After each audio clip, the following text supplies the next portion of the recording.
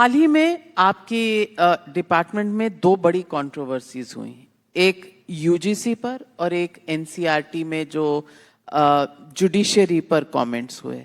आपको लगता है ये दोनों कंट्रोवर्सी अवॉइडेबल थी? अवॉइडेबल था, इसको मैं स्वीकार करता हूँ। जिस ढंग से इसको प्रतिपादित किया, देखो एक विषय तो अभी यूजीसी को लेके जो एक विमर्श हुई समाज में, ये अभी सब जुडिस है, कोर्ट की संज्ञान में है। इसके ऊपर मैं अभी एक सार्वजनिक मंच पे टिप्पणी देना ये आइदर वे हो जाएगा। लेकिन मैं आपके मंच के माध्यम से देशवासियों को आश्वस्त करना चाहूँगा, हम किसी के ऊपर भी कोई विक्टिमाइजेशन की व्यवस्था की पक्षधर नहीं है, या किसी भी प्रकार की डिस्क्रिमिनेशन ना हो, इसकी संवैधानिक दायित्व हमारे ऊपर है। कोर्ट उसको संज्ञान में लिया है। जैसे कोर्ट उसकी रचना बनाएगी, सरकार संविधान सम्मत व्यवस्था को लागू करेगी। बाकी एनसीईआरटी की किताब के बारे में जो विषय आई है, उस विषय में भी कोर्ट ने कुछ टिप्पणी दिया है। जिसे कोर्ट ने कहा है, एक वेल मॉनिटर्ड चैप्टर नया कोर्ट की निगरानी में जोड़ दिया जाएगा। उस काम पे हम लगे हैं। एक कमिटी भी बन गई है।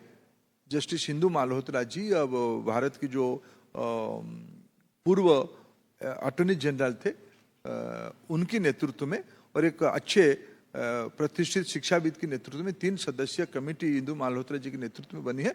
भोपाल लॉ एकेडमी को भी कोर्ट ने कहा था उनको भी जोड़ना, उसको भी हमने जोड़ा है। ये सारा करके चैप्टर प्रस्तुति हो रहा है, कोर्ट की संज्ञान में उसको रखा जाएगा, उसको भी जोड़ दिया जाएगा। What next for Dharmendra Pradhan in his department and in his politics? देखिए नाविका जी, आपने एक अच्छा प्रश्न पूछा।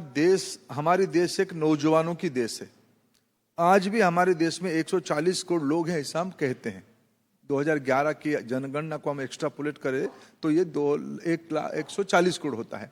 उसमें से शिक्षा विभाग के दायित्व में कितने बच्चे हैं आप देखिए, 30 करोड़ बच्चे हैं, जिनकी कंधे पे भारत विकसित होने वाला है, जिसके कंधे में भारत 21वीं सदी की सारे सपने को पूरा करने वाला है। भारत की नई पीढ़ी की प्रस्तुतिकरण, उनको तैयार करना, यह शिक्षा विभाग की दायित्व है। उस प्रकार की करिकुलम, उस प्रकार की पेडागोजी, उस प्रकार की टेक्नोलॉजी एम्बेडमेंट, उस प्रकार की इंफ्रास्ट्रक्चर, उस प्रकार की सामाजिक उत्तरदायित्व, उस प्रकार की मेंटरिंग, उस प्रकार की इनोवेशन, उस प्रकार की रिसर्च, विश्व की सर्वश्रेष्ठ व्यवस्था भारत में लाया जाए, यह आज हमारी चुनौती है। हम विश्व भर की अनेक अच्छे मॉडल को, और भारत की सभ्यता में शिक्षा कोई नई विषय नहीं है। हमारी वेदों की आयु, मैं अगर बाल गंगाधर तिलक जी को कोट करूं, वेद की आयु 8000 साल की है। हमारी भारत में आज मैं से 1000 मॉन्यूमेंट आपको गिनाऊंगा, जो आर्किटेक्ट मार्वल्स कहा जाता है। ये सब 1-1500 साल पुरानी है। भारत में सभ्यता की वैज्ञानिक प्रमाण